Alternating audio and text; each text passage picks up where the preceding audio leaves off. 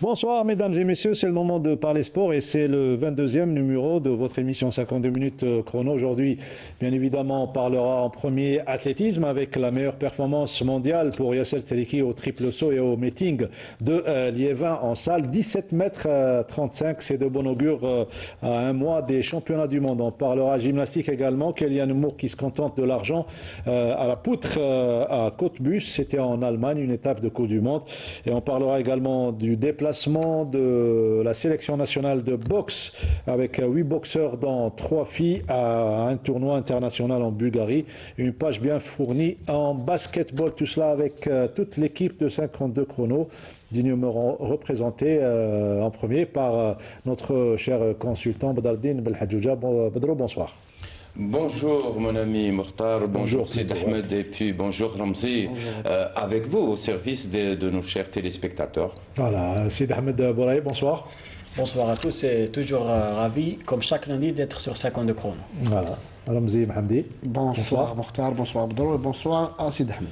Voilà, c'est parti pour moins d'une heure de temps pour parler de toutes les informations sportives nationales et internationales. On va commencer bien évidemment par cette excellente prestation de Yasser Teleki, Badardine Belhadjouja. On en avait parlé la semaine dernière. Il était en forme, donc beaucoup de résultats qui ont été réalisés, donc probants par nos sportifs en prévision des championnats du monde prévus dans moins d'un mois.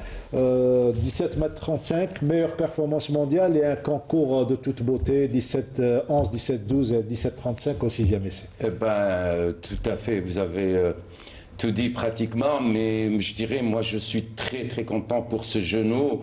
Je dirais que tout simplement, Teleki a répondu à certains gens, à certaines personnes qui n'ont pas cru en lui, en disant qu'il était fini.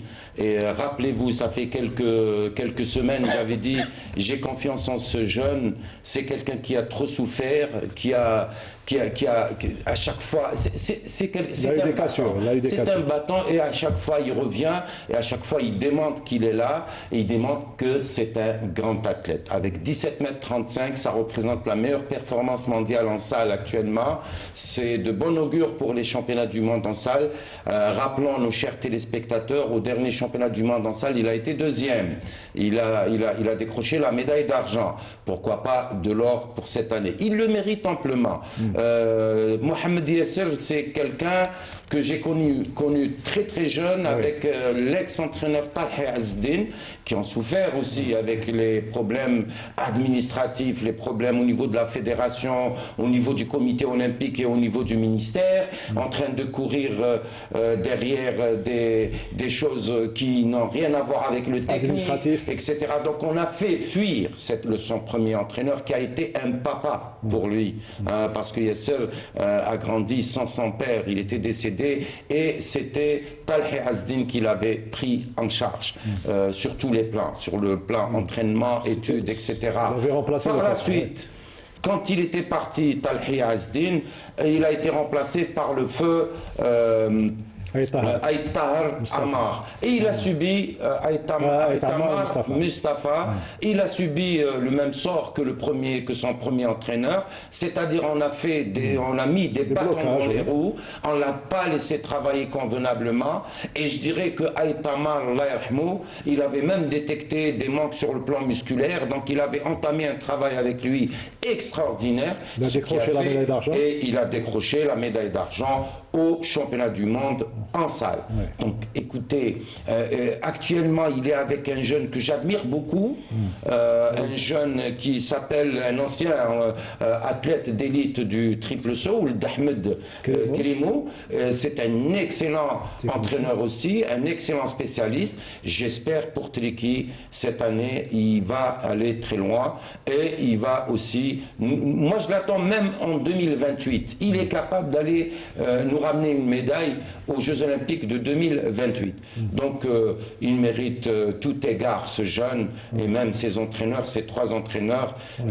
J'espère qu'il ira plus loin que ça. Espérons qu'il atteindra ses objectifs, surtout qu'il a dans un coin de sa tête cette envie d'offrir cette médaille tant souhaitée à son défunt père Rabbi Yarhamou Mokhtar qui nous a quittés, il a laissé très jeune dans les mains heureusement de Azdin Talhi. Ça motive. Donc quand on a dans un coin de tête cette envie, cette rage et surtout cette envie de faire plaisir au papa Rabbi Yarhamou, c'est ce qui fait la différence, notamment sur le plan mental. Ça peut jouer sur le mental, sur la préparation, comme a dit Bedrou, sur le plan technique, c'est-à-dire qu'il est au point, on le sent qu'il est au point et qu'il veut, on l'a vu ce qu'il a dit à la fin du meeting, c'est-à-dire que déjà il a dédié la médaille pour l'Algérie à l'Iran. Ensuite, il veut progresser, il veut atteindre les 17 mètres 40, 17 mètres 41, il veut titiller les hauteurs et pourquoi pas une médaille olympique en 2028. 17 mètres 43, c'est le record réalisé à Tokyo lors des Jeux Olympiques de Tokyo. C'est dans ses jambes aller chercher au-delà de 17 mètres 50. On a vu le saut, donc il n'était pas loin de la planche. Il était, disons, un peu loin de la planche. C'est-à-dire qu'il n'avait pas pris une très très bonne planche.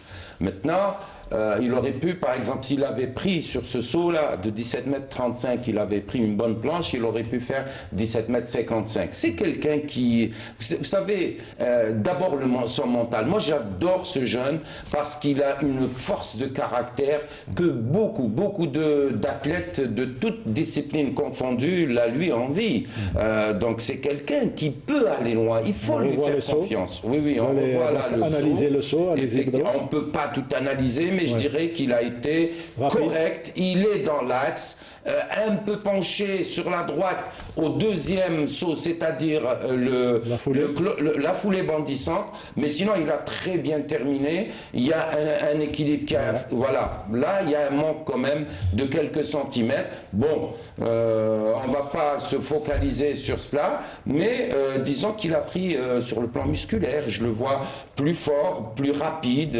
Voilà, oui, on voit Klimo Ould Ahmed qui est aussi un gentleman, c'est quelqu'un de très très bien, c'est un entraîneur de très grande valeur, donc il a eu cette chance quand même d'être avec Talhi, ensuite avec le Aïtamar et aujourd'hui avec le jeune Klimo, et Klimo peut aller très loin avec ce jeune et je leur souhaite tout le bonheur parce que j'adore ce groupe. Voilà, et vous allez encore l'adorer encore plus quand vous allez l'écouter s'exprimer sur terre française en langue anglaise et en terminant par un très beau Tahia El Jazair. On le réécoute avec grand plaisir. Some interviews to make with Yacine Triki. Yacine, well done. I mean, the triple jump today was a real big performance, 17:35, world best performance. This was something you were looking for, or you think you can do better? Good evening. I'm so happy to be here. It was really nice to be 11 again, and hopefully to be here again and again until we finish our career. To be honest, I accepted to jump around 17:30, 17:40 with my coach. We plan the World Championships, which is the main goal of this season, and hopefully we give better show in there. Of course, and having the world best performance so far, you will be maybe the target or so, someone who will chase you, but you're ready for the Worlds. Yeah, that's for sure. I mean, the World Championship is the main goal. We prepare the World Championship, and at the World Championship, very, very better performance to come. Thank you very much and good luck for the World. Thank you, Livan. Tahia El Jazair. Tahia El Jazair. Voilà. Vous l'aurez compris. Donc... Alors, on a bien compris, monsieur l'animateur de la compétition, sympathique et très connu dans le milieu athlétique. Il a même suivi, donc... chez nous, quand on pose les questions aux interviewés, on a généralement ce réflexe de répéter la dernière phrase, et c'est ce qui a été fait par l'animateur, et donc il a salué toute l'Algérie, Tahia El Jazair. C'est beau d'entendre. C'est mérité, bien sûr que c'est beau. On est des nationalistes, même nos athlètes sont là pour le prouver, et c'est extraordinaire. C'est extraordinaire comme émotion, c'est extraordinaire comme performance. J'espère qu'il aura les moyens qu'il faut pour se préparer pour 2028. Sid Ahmed, un commentaire sur la performance de Triki et ce qu'on vient d'écouter, donc les impressions juste après la compétition. Oui, on voit bien que Triki a la tête sur les épaules et le travail qu'il fait, il paye. Et bien sûr, il reste peut-être ce rêve du médaille olympique 2028, pourquoi pas. On va dire Inch'Allah. On va dire, Inch'Allah, un titre mondial, pourquoi pas également. Effectivement, c'est pour bientôt les championnats du monde en salle et il en est capable. Triki est capable de nous ramener encore une médaille. En tout cas, il a la volonté pour réussir, Inch'Allah, un titre olympique et pourquoi pas un titre mondial. Et également, bonne chance à Triki. Voilà pour l'athlétisme. On passe à la gymnastique. Kylian Moulk qui a pris part à une étape de Coupe du Monde. Ramzi Mohamdi, c'était à Cottbus. Et elle s'est contentée de l'argent à la poutre. Oui, on l'attendait au asymétrique, au bar asymétrique, mais elle nous a un peu surpris à la poutre. Déjà, sur une médaille d'argent, on va voir oui, sur une médaille d'argent avec 13 833 points. Derrière la japonaise Eiko Sugihara, 14 066 points. Et la troisième place est revenue à la russe Kaimova, 13 400 points. Ça, c'est pour l'apôtre. Mais il y a une deuxième surprise, c'est-à-dire qu'elle est tombée lors de la finale des barres asymétriques, où elle avait exécuté en demi-finale, elle est passée avec 15 200 points. Elle était proche du record, même elle a exécuté une nouvelle prouesse technique qui s'appelle maintenant le numéro 2 après le numéro 1. Mais ce qui est peut-être inquiétant, c'est que elle est tombée, elle n'a pas réussi son pari de bien commencer ces championnats. Ça peut arriver, un petit accident de parcours, ça peut arriver notamment dans une discipline purement technique et complexe. Mais déjà, commentaire sur cette deuxième place pour Kylian Moore, donc votre analyse, Bdardine. Oui, à la poutre, c'est une très très bonne performance. Arriver à faire deuxième, c'est extraordinaire. Il ne faut pas oublier que c'est sa deuxième spécialité. Maintenant, concernant sa chute, tout peut arriver comme vous l'avez si bien dit. En gymnastique, les chutes sont fréquentes. Donc, ça peut arriver à n'importe qui, comme par exemple le saut à la perche, etc. Tout ce qui est acrobatique. Tout ce qui est acrobatique, il y a danger. C'est pour cela qu'il y a toujours une assistance de l'entraîneur. Il y a une grande concentration, une force de concentration qui dépasse toutes les autres épreuves ou les autres disciplines. Ça, il faut le notifier. Bon, maintenant, le pourquoi, je ne pourrais pas le dire.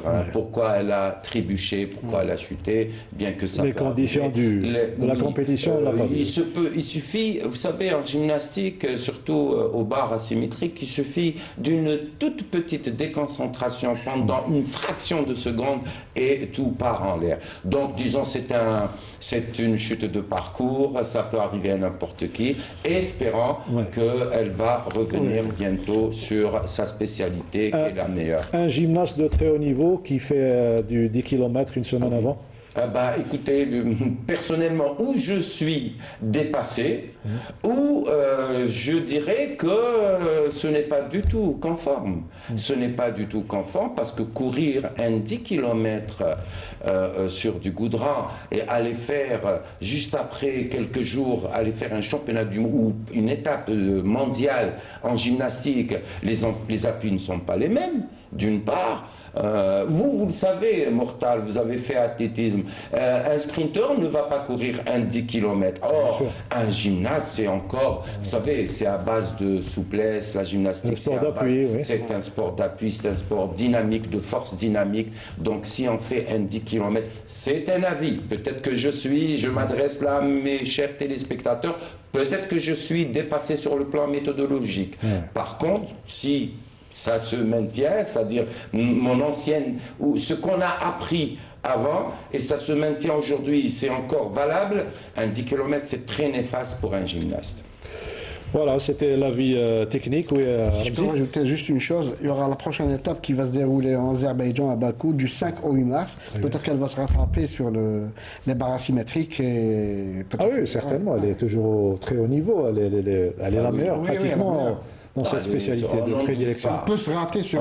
Oui, sur oui, on n'en doute pas. Moi, je disais tantôt que ça peut arriver, les chutes. Et Kaylen Moore aussi, elle a une forte personnalité et un mental extraordinaire. Sinon, elle n'aurait pas eu à Paris la médaille d'or au bar asymétrique. Maintenant, peut-être avec je dirais, encore une fois, ce n'est que une supposition, une hypothèse qui peut être confirmée comme elle peut être infirmée.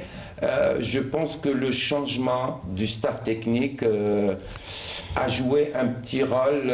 Peut-être qu'il lui faut encore un peu de temps pour une réadaptation à une nouvelle forme d'entraînement. Mais pardon, Mortal, je peux rajouter juste une chose. Elle n'a pas que quitté son ancien entraîneur, elle a quitté une région et un club, un nouveau club, un changement de staff. Un changement total par rapport à ce qu'elle faisait avant. Ce sont deux paramètres. C'est vrai que ce sont deux paramètres différents, mais je dirais le paramètre le plus influent, c'est cette relation entraîneur-entraîné. C'est ça. Qu'il ne faut pas interrompre. Surtout. Oui. Voilà pour l'avis technique de notre consultant concernant Kaylen Moore. On reste avec les sports individuels pour parler de boxe cette fois-ci. Sidi Ahmed Bouraïb, 8 boxeurs dont 3 filles dans un tournoi international de Bulgarie. Tout à fait, Mokhtar. Donc la sélection algérienne a pris la destination de la Bulgarie samedi après-midi. La sélection qui se compose, comme vous l'avez dit, de 8 boxeurs, 5 messieurs et 3 dames, pour disputer le tournoi international de Stranja, qui est un tournoi très huppé dans le monde de la boxe. Ça commence dès aujourd'hui et ce jusqu'au 2 mars prochain. Pour rappel, la sélection nationale a lors du dernier tournoi décroché 5 médailles, 1 en argent et 4 en bronze. Voilà, une compétition qui coïncide avec le mois sacré. Eh ben, écoutez, justement, on en a discuté. Mais personnellement, je reste sur mon idée, c'est-à-dire que la compétition du haut niveau ne peut pas marcher avec le jeune. Ouais. Impossible. Même la gymnastique a été lors du massacré. Oui, en gymnastique également, le tournoi de l'étape de Coupe du Monde de Cottbus. Oui, mais est-ce que, la grande question, est-ce que les compétiteurs, jeunes ou pas, moi je suis carrément sur le plan scientifique, ça ne peut qu'engendrer des problèmes. Ça ne va pas avec le sport d'élite. On a oublié de dire que tout à l'heure également, concernant Tiriki, on a l'image avec Radia Chabia qui va nous la montrer. Un chiffre, une stat qui est impressionnante. Depuis le record de Kaïda, les 16 mètres 92, il avait battu donc 16 mètres 93 et depuis les 16 mètres 93 jusqu'aux 17 mètres 43, donc il réalise pratiquement les 35 meilleures performances de tous les temps algériens. Effectivement, c'est pour cela. C'est un chiffre impressionnant. Oui, il règne sur le triple saut africain, il ne faut pas l'oublier. Bien qu'il y a un mondialiste africain, mais lui, depuis longtemps, Zongo, oui.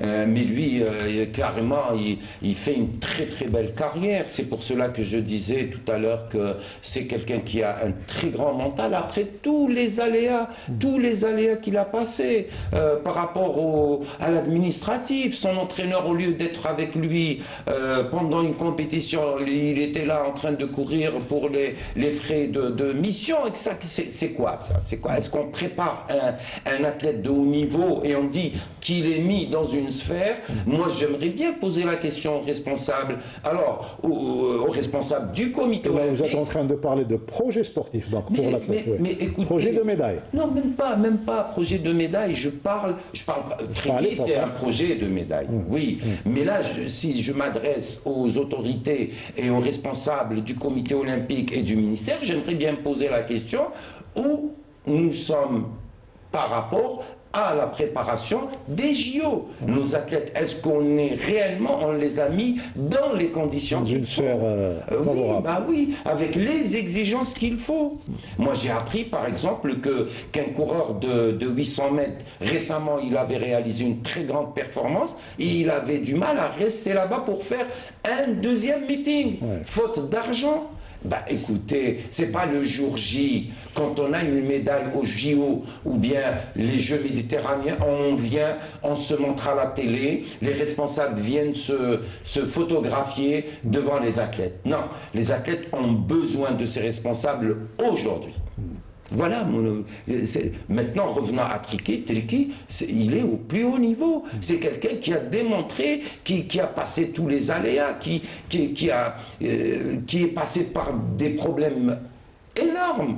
Et il surmonte, il nous montre aujourd'hui que l'Algérien har, comme on dit. Et Voilà. c'est ça, oui. Il a bien démontré avec force, même avec les tripes, qu'il peut réaliser de grands résultats. Les 17 mètres 35 sont là pour prouver sa forme du moment.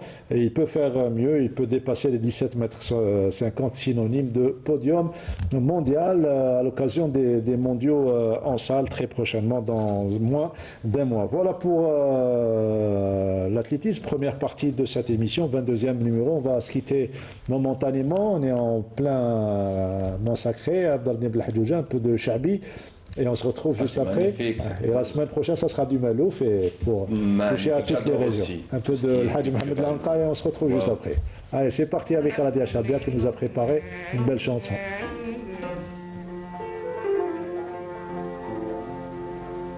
من بعد فرحكم لا تهني ولا نرقد النوم هاني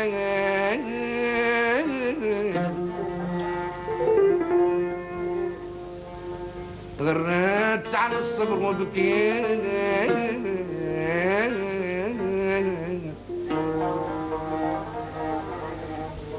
غردت على الصبر وبكيت يا رب لطف بي حالي غردت على الصبر وبكيت يا رب لطف بي حالي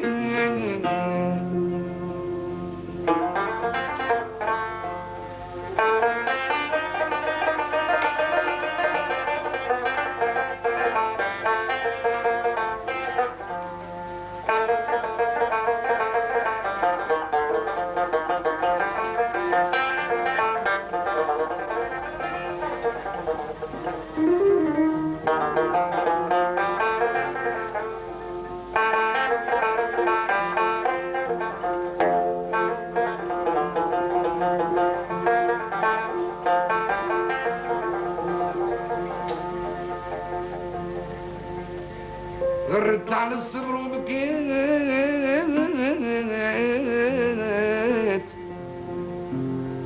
يا رب لطف بي حالي غردت على الصبر وبكيت يا رب لطف بي حالي مرسول فاطمة يا داسي بسلام صيفته لزاني وجاب لي مخيار وقريت في كتابه داك الدبليش ما نتباعو قالت ناتيك هكذا منقوش مرسول فاطمة طليفة مفرق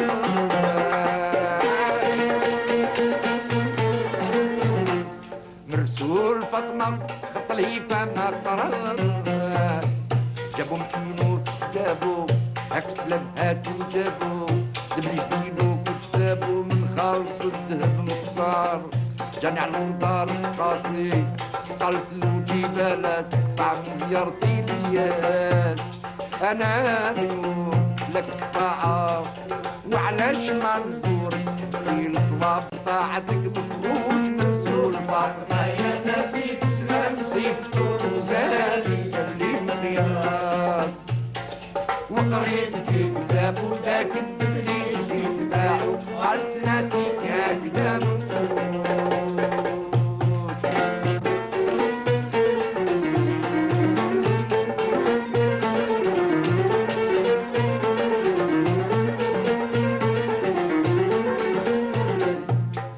نعايم الشباب نرجع الضامية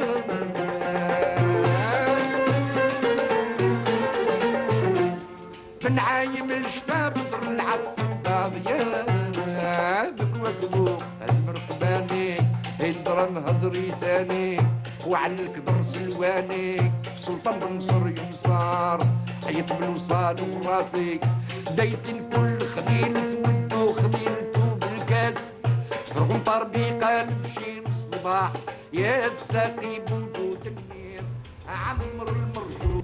Retour au plateau de 52 chronos pour la deuxième partie. On vient d'écouter le Hadj Mohamed Lanqa, l'ambiance de Ramadan s'y prête bien évidemment.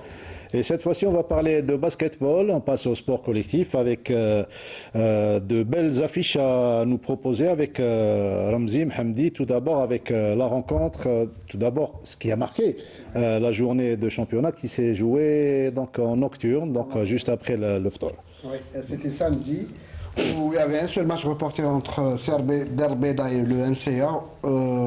Il y avait aussi, on peut dire que c'est le statu quo. Les équipes, ceux qui sont en bas jouent pour gagner, mais on peut dire aussi que Stawali domine toujours le championnat et Boufaïk suit toujours. Et on peut voir Ruiba on peut dire aussi que Ruiba qui a gagné contre les Sétifiens. Oui. On va voir le sujet avec Sid Ahmed Bouraï.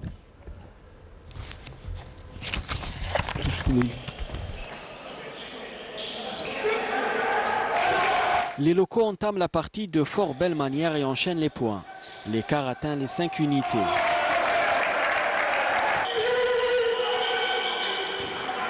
Les Sétifiens arrivent tout de même à revenir dans le match et prennent même l'avantage. Score au premier quart-temps 20-17 pour les visiteurs. Le mano à mano se poursuit avec l'USS toujours en tête. Les locaux se rebiffent et terminent la première période de devant 36-32. Le troisième carton est âprement disputé, mais Ruiba reste toujours en tête 58-52. Lors du dernier carton, ils arrivent à dépasser la barre des 10 points et terminent le match victorieux sur le score de 70-59. Je tiens à dire au peuple algérien, Ramadan Moubarak, Inch'Allah, que l'âme bkhir. Oui, c'était un vrai match de basketball, du début de la rencontre jusqu'à la fin. Cette année, le niveau est presque le même pour toutes les équipes. N'importe qui peut gagner n'importe qui. L'objectif de LCB Ruiba cette année, c'est de décrocher une place parmi les 8 premiers pour jouer le play-off. Inch'Allah, on est sur la bonne voie. Très difficile. Un match difficile, on s'attendait qu'il soit difficile. Donc on a joué contre une équipe du haut du tableau. Je tiens à leur féliciter pour leur victoire. Aujourd'hui, on n'a pas été bon du tout, surtout en défense. Troisième carton. Je crois qu'aujourd'hui, la profondeur du banc de Ruiba a fait la différence dans cette rencontre. النسق كنا مازال ما عندناش النسق تاعنا ما والفناش نلعبوا في سهرات رمضانيه غير كيما بدا رمضان المأموريه كانت صعبه علينا على الريجيم الجديد تاعنا مي الحمد لله المباراه كانت فيها نديه من الفريقين مدوا كلش باش يربحوا المباراه. المباراة كانت صعيبة بزاف كما قلتي سورتو البريمي جور تاع أول مباراة في رمضان هذا أثر علينا بدنيا. فريق رويبا يعني يقدم في بطولة مليحة، احنا رانا نسيو ونرجعوا في البطولة وكنحضروا للبلاي داون كما ينبغي إن شاء الله إن شاء الله فيها خير إن شاء الله.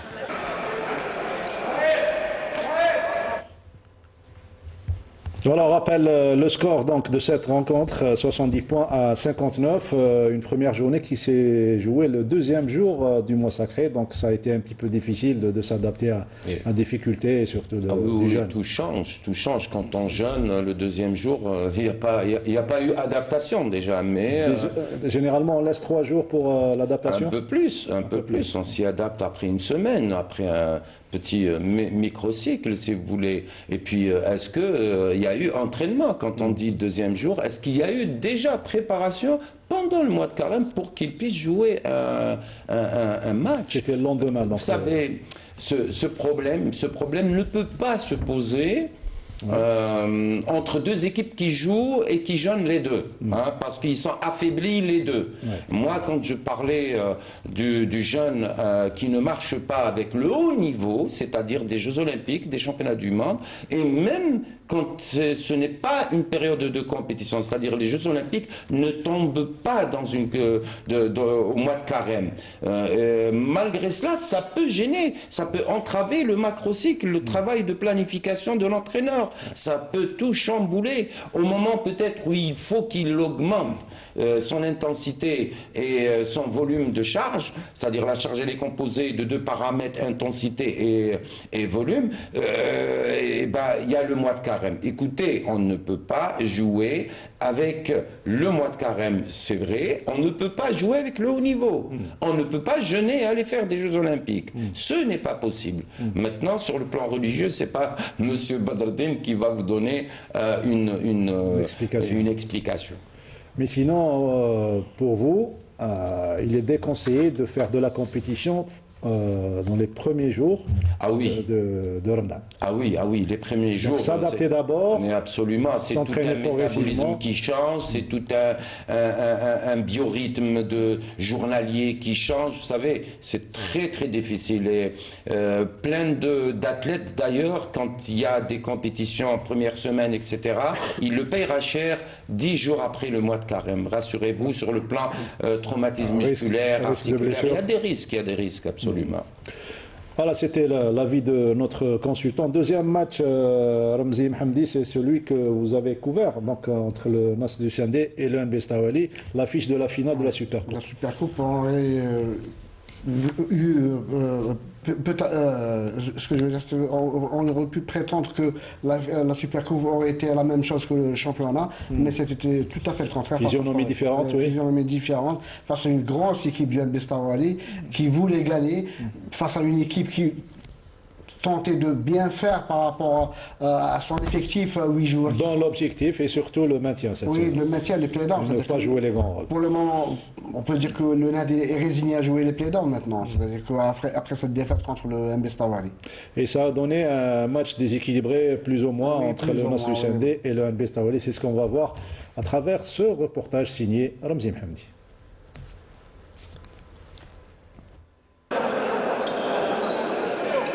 Le NAD n'a pas fait le poids face à Stawali.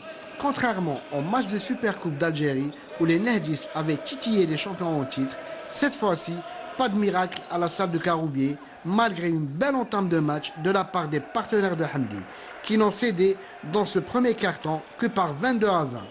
Au second carton, et malgré un très bon Jimmy Williams, le NAD commence à perdre pied et cède encore, mais cette fois-ci avec 9 points d'écart, soit 47 à 38.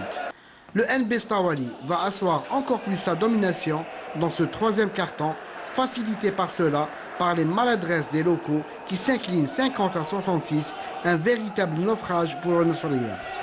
Dans le quatrième et dernier carton, le NAD, avec une envie de bien faire, va tenter de limiter les dégâts face au protégé de Yahya Mohamed en mode champion qui l'emporte sur le score de 90 à 81. احنا الفريق تاعنا ماشي سهله، لعبنا رانا في رمضان وما كانش الامكانيات، عندنا لاعبين ناقصين شويه من جهه الخبره. الهدف تاعنا سي نلعبوا على المانتيان باش ما نهبطوش البلاي داون. عندنا دوره صعيبه امام ثلاث فرق صعاب، الدوره ماشي سهله. C'est sûr, on a joué la Supercoupe, 2 jours après on joue le match, Louis Ba, après 2 jours on joue le match à là. Et après, on se repose 5 jours, on a un match de coupe.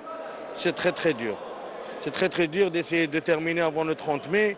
C'est le programme de la fédération, c'est très très dur pour les joueurs. On joue à chaque fois avec 4 joueurs blessés et on force les joueurs à jouer blessés. Un résultat dans la droite ligne de la saison réussie du NBS qui va se concentrer sur la Coupe d'Algérie face à Ouled Chbel, alors que le NAD, désormais condamné à disputer les playdowns, n'aura pas la tâche facile face au MCA lors de ses 8e de finale.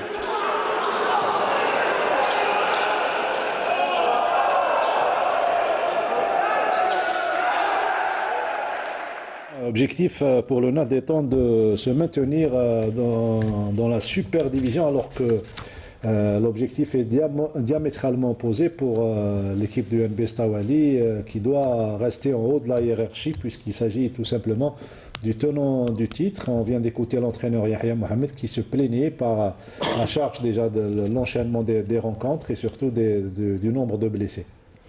Bah oui, tout à l'heure on parlait des blessés. Mais moi ce que je n'apprécie pas, c'est qu'on force des joueurs à jouer blessés.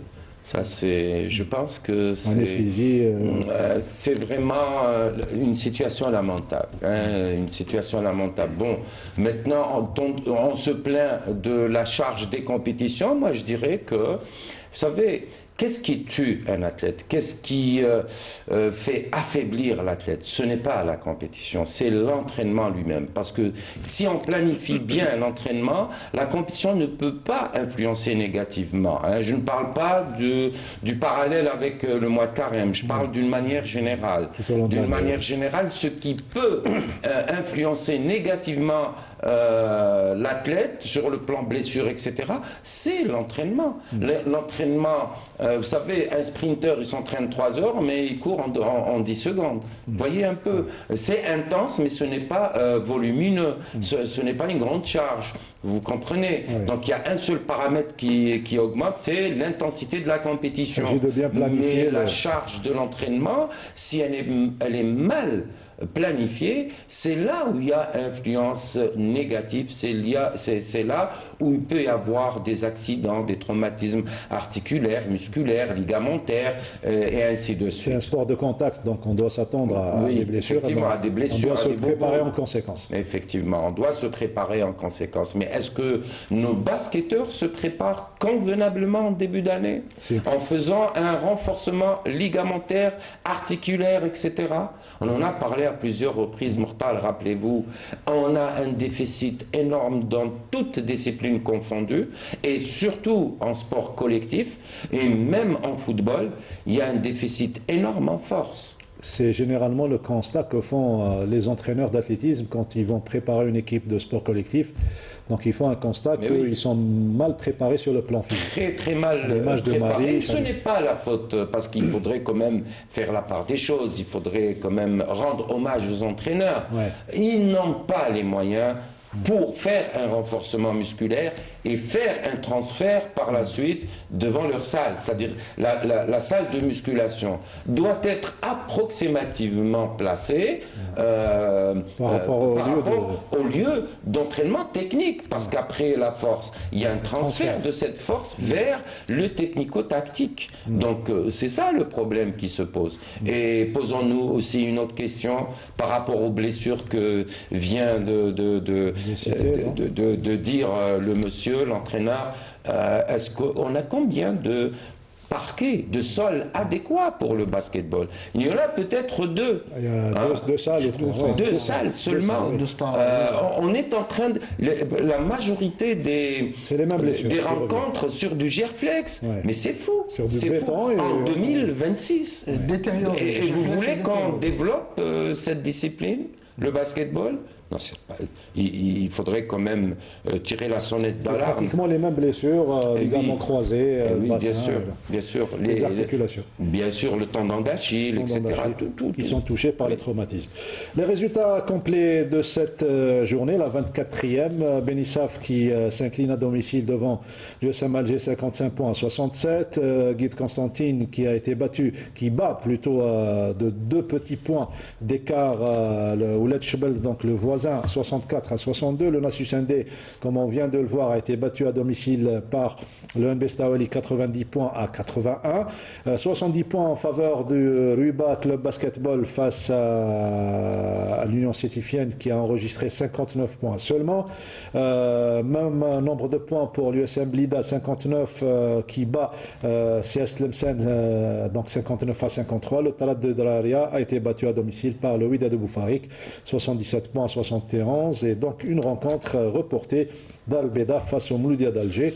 absence du service d'ordre. Le classement, on retrouve le NB Stawali seul leader avec 43 points, 3 longueurs d'avance sur le Wydad Boufarik deuxième, donc 40 points en compagnie du CS Tlemcen.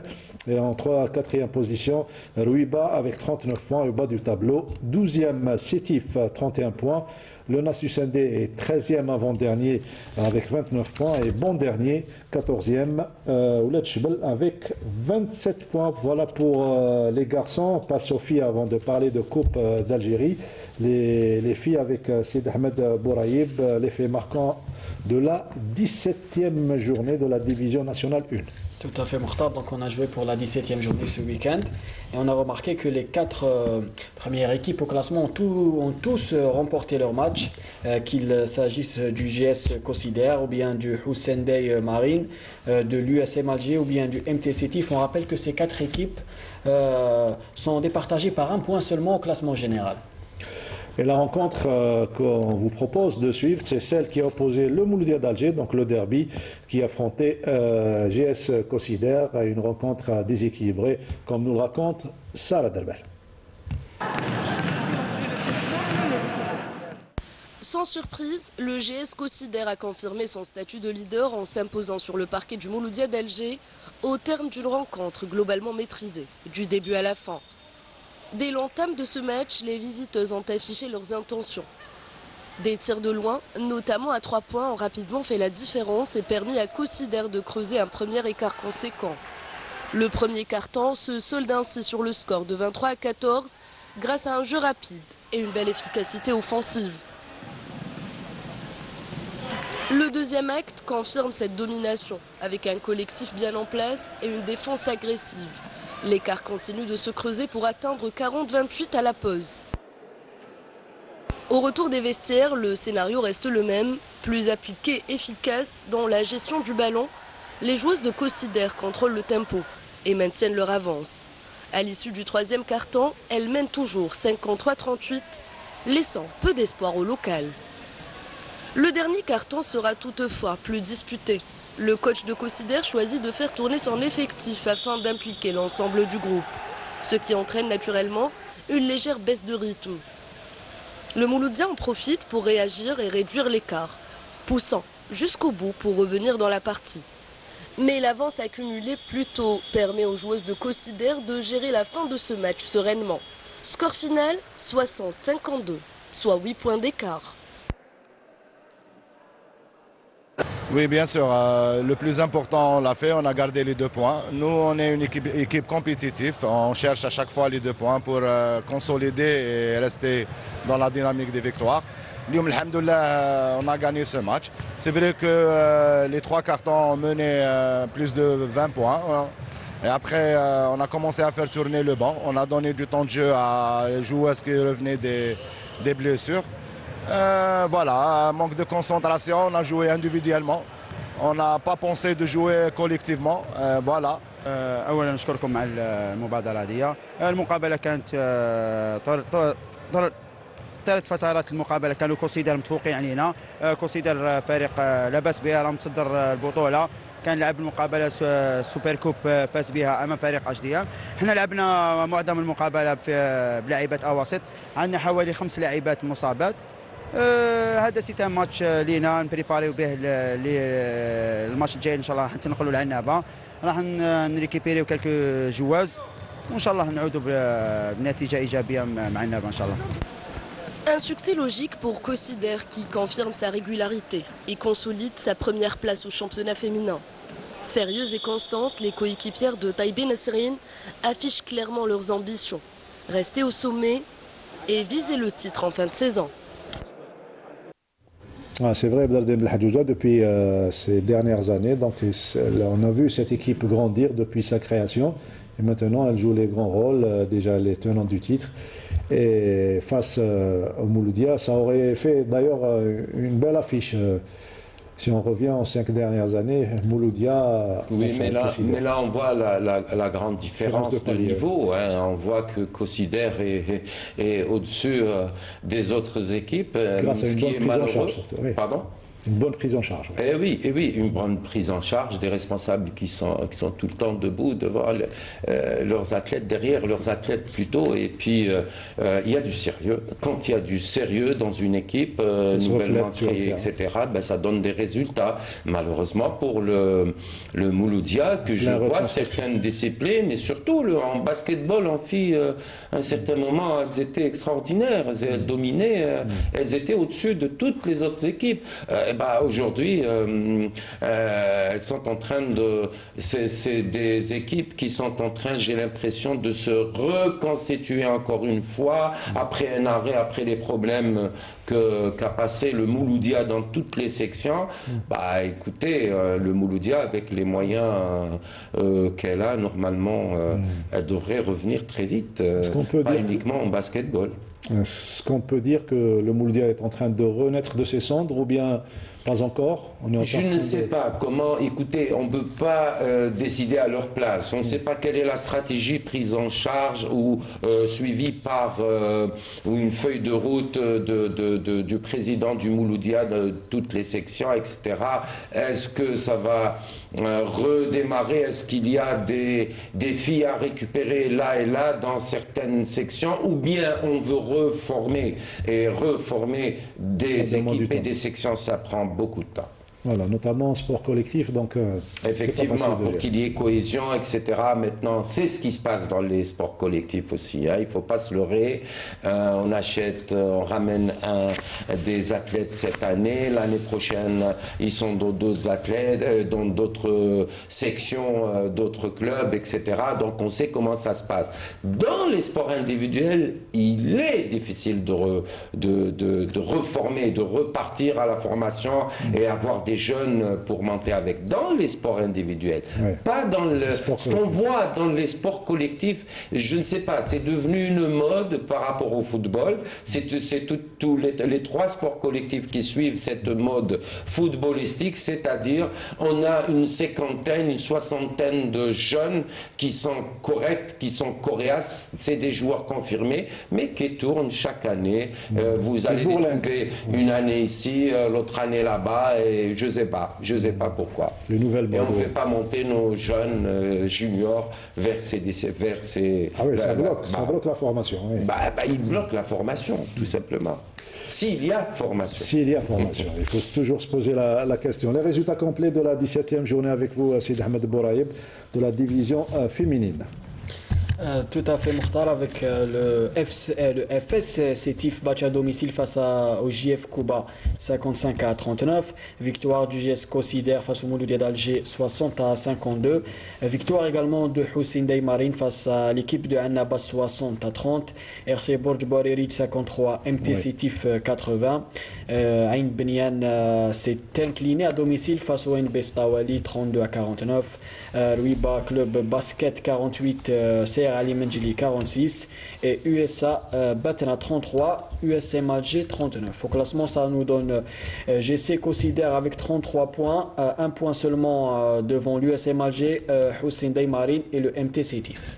Voilà les deux équipes qui occupent conjointement la deuxième et troisième place. Plutôt la deuxième place, et Sétif est quatrième au bas du tableau. Rouiba est 13e, et donc Kram est à la 14e place. Voilà pour la division nationale. Une dame, pas de championnat pour le week-end prochain, donc il y aura place à la Dame Coupe. Oui, place à la Coupe d'Algérie, hommes et dames. On va commencer en dames, avec les dames, les huitièmes de finale. Oula. Avec un très gros match entre les finalistes les deux équipes qui ont animé la Supercoupe, HDM et GSC.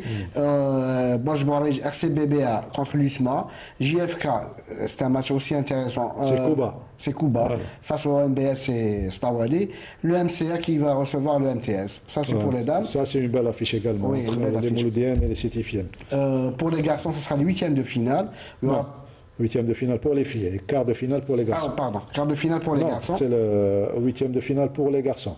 huitième de finale pour les garçons, et quart de finale pour les filles. Très bien. On aura l'USS CRBS Benissaf, c'est-à-dire Sétif contre Benissaf, CRBDB CSDK, c'est-à-dire un très gros match aussi, une grosse affiche, et CST Tlemcen contre l'USNB. Blida. Oui, c'est un bon match. Trad WRBEL Alma, l'USMA contre l'RC Berouiba. Un match au sommet entre deux équipes qui veulent animer les playoffs. Ils sont 4e et 5e. Indécis. Sok Annaba contre le Robo Ferik. Aussi, il y aura un match déséquilibré, qui s'annonce déséquilibré sur le papier. Et aussi une grosse affiche. Beau derby. MCA Nad. Et on va terminer avec le MOC MBS, Welshbel contre Stawal, contre le champion en titre. On ira voir et surtout couvrir ces belles affiches, notamment les plus importantes. Pour ça pour que nos chers téléspectateurs soient au courant de ce qui se passe au niveau du basketball. Ils sont nombreux à remplir les salles ces derniers temps pour encourager leur formation et c'est tant mieux, il n'y a pas que le foot, donc on est en train de suivre les autres disciplines également. Absolument, le basketball d'ailleurs en Algérie depuis longtemps, que la population suit le basketball, un peu plus le handball. Le handball, je dirais, il est en deuxième position par rapport... bon, le football, on n'en parle pas, c'est une autre dimension, c'est international, c'est dites ce que vous voulez. Maintenant, handball en Algérie, il est très bien suivi. Le handball, ensuite vient le basketball et le volleyball. À la même égalité, basket et volley, parce qu'il y a beaucoup de fans de volleyball en Algérie. Surtout, il ne faut pas l'oublier. Ils sont nombreux également, nos chers amis volleyeurs, en tout cas les équipes techniques et journalistiques de la télévision algérienne vous ont habitués. Ils seront certainement présents tous les week-ends pour couvrir le meilleur du sport national. On va terminer par dire Sahaf Turkom. Sahaf Turkom, Sahasiemkom d'abord. Sahasiemkom. Oui, et Sahasiemkom, Sahaf Turkom. Voilà, on se retrouve lundi prochain. Merci Badro. Merci à vous. Merci Sid Ahmed. Et Ramzi, Sahaf Turkom. Ramzi, Sid Ahmed. Ramzi, Sid Ahmed. On ne va pas croiser les... Et vous voulez qu'on s'en prenne au mois de carême pour faire le haut niveau. Voilà. Juste un petit échauffement et n'oubliez pas de boire de l'eau. Je parle des gens qui font leur footing et s'entraîner juste à l'approche du du coupé de jeûne. Bien sûr, voilà. Il faut laisser au moins une petite marche pour prendre sa douche et carrément aller boire et manger. Et couper voilà, le Sahaf Turkom et Sahasiemkom, on se retrouve lundi prochain. Merci à vous de nous avoir suivis et surtout restez fidèles au programme de Canal Algérie.